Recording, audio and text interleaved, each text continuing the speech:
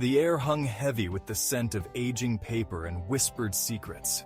Sunlight streamed through arched windows, illuminating rows of towering bookshelves.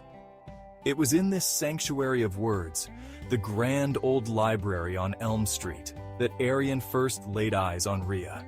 Excuse me, could you help me find a book? She was perched on a ladder, her fingers tracing the spines of classic literature. Her hair, a cascade of dark curls, hid her face. Aryan, usually lost in his own world of historical biographies, found himself captivated. It's, a biography of Alexander the Great. Rhea descended, her eyes, the color of warm honey, meeting his. A smile danced on her lips as she led him through the labyrinthine aisles, their fingers brushing against each other. It was the beginning of a story neither could have predicted. Aryan, a history professor, lived amongst dusty tomes and faded photographs. His apartment, a testament to his love for the past, was filled with antique globes and vintage maps.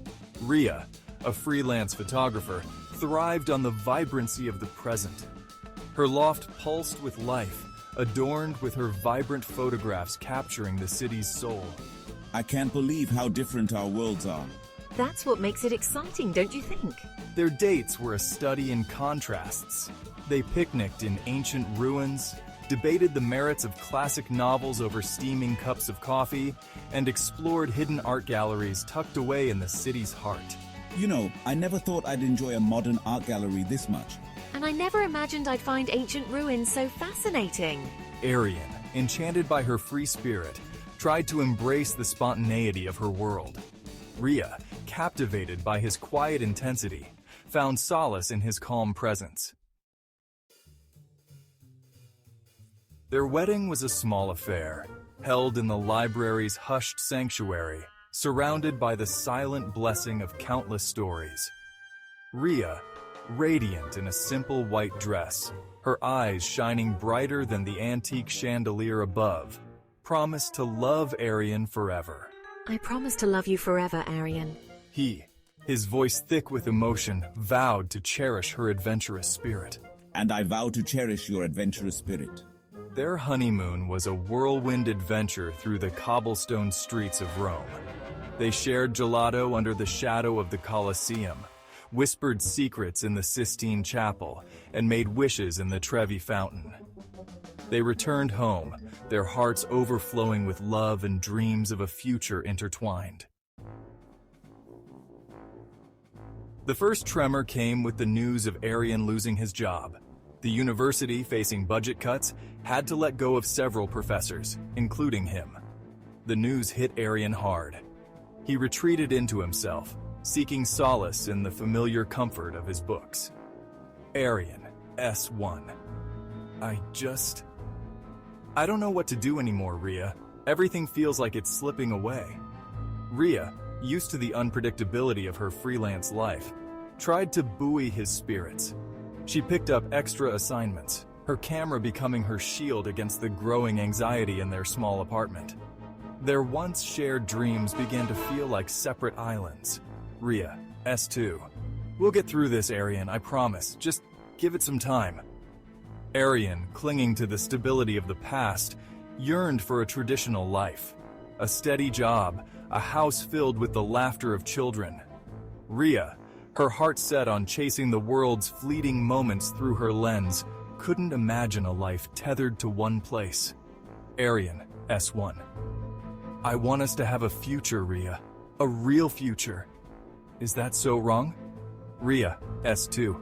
No, Aryan, it's not wrong. But my dreams, they take me everywhere. I can't stay in one place. The argument started like a summer storm, brewing silently before exploding in a torrent of hurt and accusations. Rhea, exhausted from another grueling shoot, had returned to find Aryan lost in his research, oblivious to the dinner growing cold on the table. Rhea, S2. Aryan, do you even care anymore? I've been working all day and you can't even look up from your books. Aryan, S1. I'm trying to find a way out of this mess, Rhea. Can't you see that? Words, once whispered with love, now flew like daggers, piercing the fragile fabric of their marriage. When the storm subsided, an eerie silence filled the apartment. Rhea, S2. I can't do this anymore, Aryan. I just can't. Rhea, tears streaming down her face, packed a single bag. She left a note on their kitchen table, the words stark against the pale wood. The next morning, Aryan found the apartment empty, the silence deafening. His gaze fell on the note, her familiar handwriting a blur through his tears. Aryan, S1. I'm sorry too, Rhea. I'm so sorry. He rushed to the library, their sanctuary, his heart pounding against his ribs. He found her in their spot, amidst the dusty shelves of the romance aisle. She sat on the floor, her back against a shelf filled with stories of love and loss, her shoulders shaking with silent sobs. She didn't look up as he sat beside her. Rhea, S2. Aryan, I can't give up my dreams. I need to capture the world's beauty, its fleeting moments. Aryan, S1. I know, Rhea, I know, but it scares me. Losing you, losing us, it terrifies me. The library, a silent observer to their love story, now bore witness to their heartbreaking farewell. Rhea, S2. Maybe in another life, Aryan. Maybe then, Aryan, S1. Maybe, but for now I guess this is goodbye. They parted ways that day, two souls bound by love but separated by the diverging paths of their dreams. Aryan eventually found a new teaching position, his passion for history reignited. Rhea, her photographs gaining international acclaim, traveled the world, her camera her constant companion. Their story wasn't a fairy tale romance. It was a poignant reminder that love, while powerful, doesn't always conquer all. Sometimes the most courageous act of love is to let go, allowing each other to bloom in their own time, in their own way. And so, their love story, much like a beloved book left unfinished, remained etched in the heart of the old library, a bittersweet testament to a love that dared to dream but learned to let go.